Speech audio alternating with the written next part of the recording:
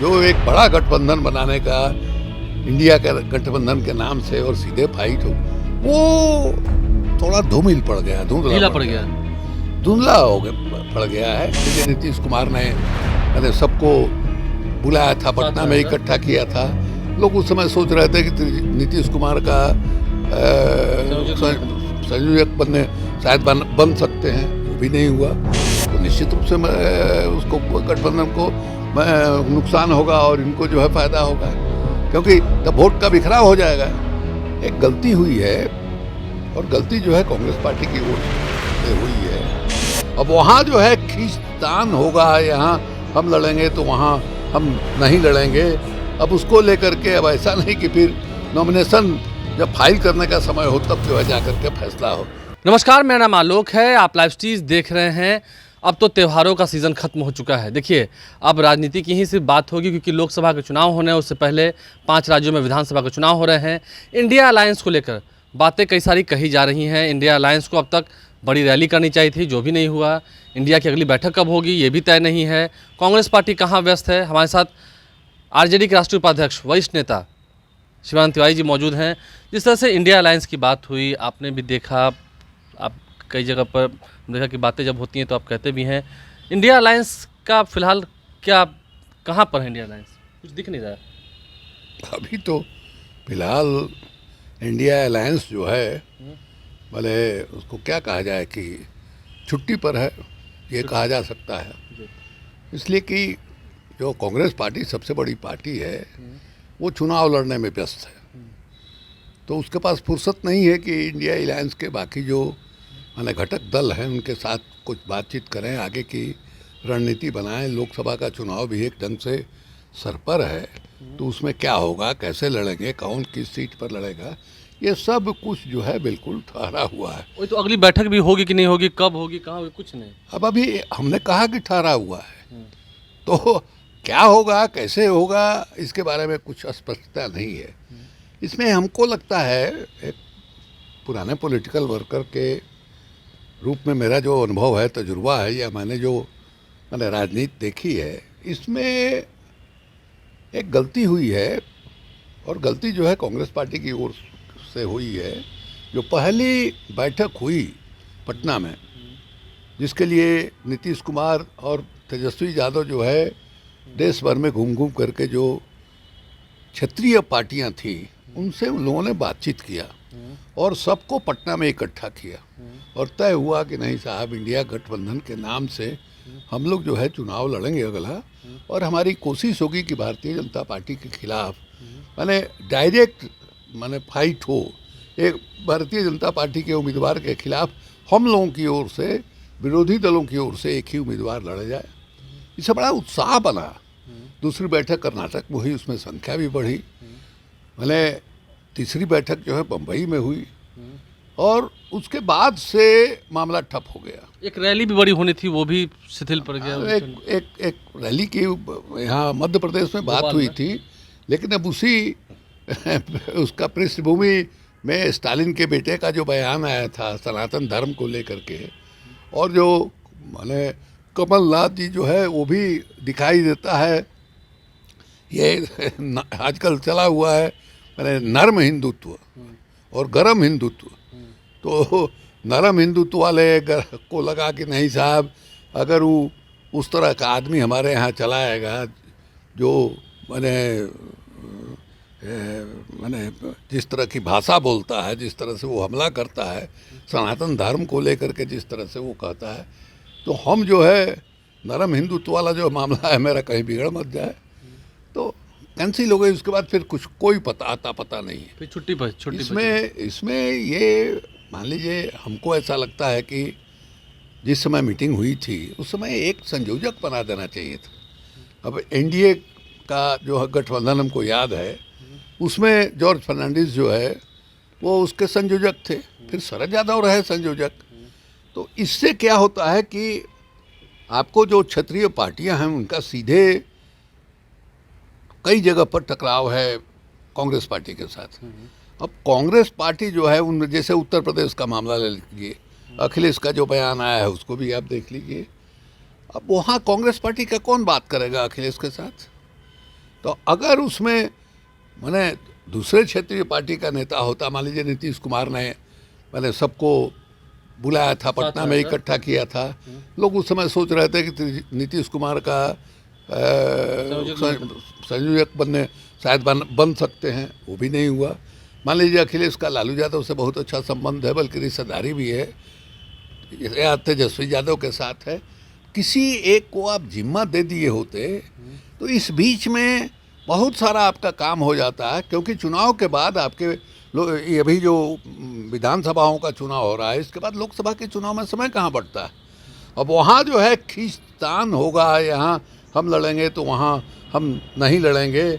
अब उसको लेकर के अब ऐसा नहीं कि फिर नॉमिनेशन जब फाइल करने का समय हो तब जो है जा कर के फैसला हो, तो आप कैंपेन क्या चलाएंगे, अभियान क्या चलाएंगे। इसलिए थोड़ा सा एक निराशा की स्थिति जो है दिखाई देती है। वैसे हम कह सकते हैं कि नहीं, अलग अलग राज्यों में जो पार्टियां हैं जिनको मुख्य तौर पर चुनाव लड़ना हो, चाहे बिहार में मान लीजिए कि महागठबंधन बना हुआ है, या उत्तर प्रदेश में अखिलेश है और उनके साथ जो है मैंने छोटी छोटी पार्टियां हैं, सब मिलजुल करके तैयारी अपना कर रहे हैं, लगे हुए हैं लोग। लेकिन जो मकसद था, जो एक बड़ा गठबंधन बनाने का, इंडिया के गठबंधन के नाम से और सीधे फाइट हो, वो थोड़ा धूमिल पड़ गया, धुंधला पड़ गया, धुंधला हो गया, पड़ गया है। तो इससे तो फिर बीजेपी को मजबूती मिलेगी ना। बीजेपी को माने मजबूती उस हालत में मिलेगी कि जो इसका मकसद था गठबंधन का कि हम डायरेक्ट फाइट करेंगे, अगर वो डायरेक्ट फाइट नहीं होगी तो निश्चित रूप से उसको गठबंधन को नुकसान होगा और इनको जो है फायदा होगा, क्योंकि तब वोट का बिखराव हो जाएगा।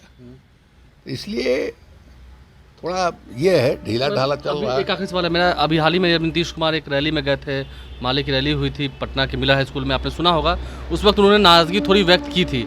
लगता है हमने जो कहा वही बात है, हमने जो अभी कहा कि साहब इंडिया गठबंधन बना और बनने के बाद जो एक होना चाहिए था प्रक्रिया, वो नहीं हो पाया। मान लीजिए कांग्रेस पार्टी ठीक है, व्यस्त है राज्यों का चुनाव लड़ने के लिए, लेकिन अगर कोई संयोजक होता तो वो उन प्रांतों में जहां रीजनल पार्टी के साथ कांग्रेस पार्टी को अलायंस करना है, उनके साथ जो है बात करके आधा से अधिक काम वो कर देता। नीतीश कुमार उसके लिए एकदम ठीक रहते हैं, मतलब बात करने के लिए। अगर ऐसा होता तो, अगर ऐसा होता किसी का हम नाम नहीं ले रहे हैं, लेकिन उस समय तो इस बात का लोग अनुमान लगा रहे थे कि नीतीश कुमार शायद अध्यक्ष माने संयोजक जो है बनेंगे, बल्कि लोगों ने, विरोधी दल लोगों ने मजाक भी किया इसको लेकर के।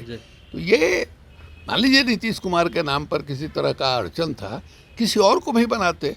असली बात ये थी कि एक संयोजक जो है बना होता कांग्रेस पार्टी से अलग, तो मैंने काम जो है आगे बढ़ा होता, और जो एक मैंने सुस्ती है और एक थोड़ा मैंने उत्साह में जो कमी आई है, ये स्थिति नहीं रहती। अच्छा, एक सवाल है शिवानंद तिवारी जी, आपका तो लंबा अनुभव है राजनीति में, सभी जानते हैं।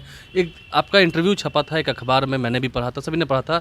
उसमें एक विषय पर आपने कहा था कि आजकल ये गाली गलौज वाली जो राजनीति में गाली गलौज की जो भाषा का उपयोग हो रहा है, ये काफ़ी खतरनाक है, ये अच्छा नहीं है। मतलब आपको लगता है कि अब ये हावी पड़ता जा रहा है आपकी राजनीति में? देखिए, पिछले 10 वर्षों में आप देखिएगा गौर से, ये भाषा में बदलाव जो है आया है, 10 वर्षों में बदलाव आया है। हमने उस समय भी कहा था कि देखिए, प्रधानमंत्री जो है वो किस माने खास पार्टी का नेता तो होता ही है, लेकिन देश का भी नेता होता है। वो अपने आचार से, विचार से, अपनी बोली से, भाषा से वो नज़ीर पेश करता है, लोग उससे प्रेरणा लेते हैं। मान लीजिए जवाहरलाल नेहरू एक ज़माने में थे, या इंदिरा गांधी ही थी, या और दूसरे लोग थे, तो उनसे लोग जानते और सीखते थे। हमको याद है कि बहुत लोग समाजवादी बने जयप्रकाश नारायण की भाषा सुन करके। हमारे जैसे लोग जो है समाजवादी बने, हमने डॉक्टर लोहिया को सुना, किशन पटनायक को सुना, उससे हमको प्रशिक्षण जो है मिला। तो हम ये कह रहे थे कि जो नेता होता है उसकी एक आदर्श वाली स्थिति होती है। अब हमारे प्रधानमंत्री जी ने जिस तरह से सोनिया गांधी को कहा कि जर्सी गाय है, ये राहुल गांधी को कह दिया कि हाइब्रिड बछड़ा है, ये शशि थरूर के दोस्त को कह दिया कि 50 करोड़ की गर्लफ्रेंड है। अब ये इस तरह की भाषा आप इस्तेमाल कर रहे हैं, उसका नतीजा है कि नीचे और जो है खराब किस्म की भाषा सुनाई देती है। अब पिछले लोकसभा में जो विधुड़ी जो बीजेपी के एमएलए हैं, वो दानिश पर किस ढंग से बोला उन्होंने, और उस पर कोई कार्रवाई नहीं हुई। उसके पहले हम लोगों ने देखा कि लोकसभा के स्पीकर जो बिरला जी हैं, उन्होंने अधीर रंजन जो लीडर ऑफ अपोजिशन है या कांग्रेस पार्टी के संसदीय दल के नेता हैं, उन पर यानी छोटी सी बात पर कार्रवाई उन्होंने कर दी, लेकिन विधुड़ी के बात पर नहीं कार्रवाई की। अभी विधुड़ी का भाषण फिर छपा था जिसमें कहा कि अगर जो है मैंने कांग्रेस जीतेगी तो लाहौर में जो है दिवाली मनाई जाएगी। इस तरह की भाषा यहाँ भी आपको याद होगा, जिस समय 2015 का महागठबंधन बना था, उस समय अमित शाह बोल रहे थे कि अगर महागठबंधन जीत गया तो पाकिस्तान में जो है दिवाली बनेगी। ये जो जिस तरीके की राजनीति हो रही, नफरत वाली राजनीति, तो स्वाभाविक है कि भाषा में गिरावट आएगी ही। अब जब प्रधानमंत्री इस तरह की बोल रहा है, गृह मंत्री इस ढंग की बोल रहा है, तो उसके पार्टी के लोग क्यों नहीं बोलेंगे भाई। एक दूसरी बात जो है, अब देखिएगा, हमको याद है जवाहरलाल नेहरू के बारे में लोग कहते थे जब देश आज़ाद हुआ था कि देश को रूढ़ियों से, अंधविश्वासों से मुक्त करना है। आज क्या है भाई, मैंने हमारा प्रधानमंत्री सहित जो रूलिंग पार्टी है वो अंधविश्वास को बढ़ावा दे रही है। अब दूर मत जाइए, ये जो वर्ल्ड कप का फाइनल मैच हुआ, कई जगह दिखाई दिया, लोग हवन कर रहे हैं, लोग प्रार्थना कर रहे हैं।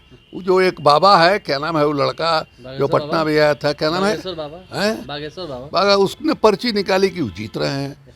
कानपुर का एक अखबार में हमने पढ़ा कि कानपुर का बड़ा भारी ज्योतिषाचार्य है वो, अब प्रधानमंत्री जब कोविड आया था उस समय लोगों से थाली बजवा रहे थे, उस समय जो है चम्मच से थाली लोग पीट रहे थे, टॉर्च मोबाइल फोन जला रहे थे, ये हो रहा था। अब प्रधानमंत्री जो है, अब बताइए देश का वो जो है एक रोग है, एक इस रोग का निदान क्या है, ये इसके बारे में बात करने के बदले कर रहा है कि थाली पीटिए इससे जो है भाग जाएगी।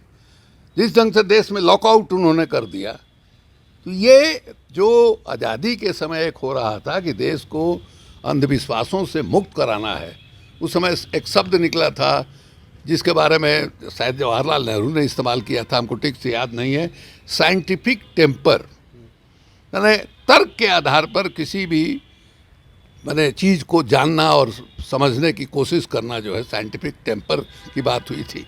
आज जो है लगता है कि जैसे देश को फिर जो है अंधेरे में धकेलने की कोशिश हो रही है।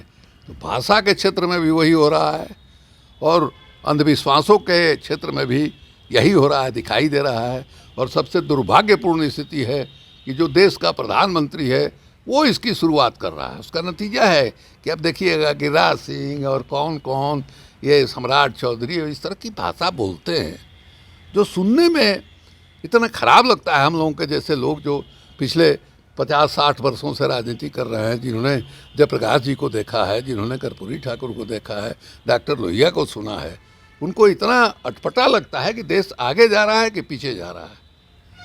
ये स्थिति है, चिंताजनक है, चिंताजनक स्थिति है। इंडिया अलायंस को लेकर भी चिंताएं हैं।